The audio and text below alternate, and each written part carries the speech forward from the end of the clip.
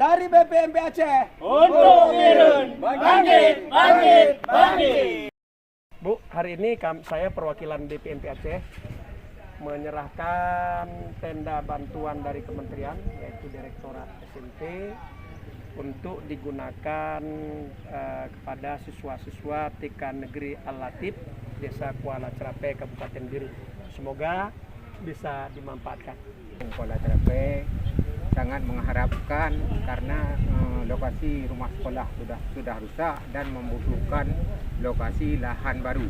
Relokasi ini dari kementerian sudah disediakan anggaran, hanya kita memang membutuhkan tanah karena memang tidak mungkin lagi sudah teramblas di makan sungai. Mudah-mudahan ini segera terrealisasi sehingga anak-anak bisa aktif kembali belajar seperti biasa. Walaupun sekarang bencana darurat ini bisa dimanfaatkan.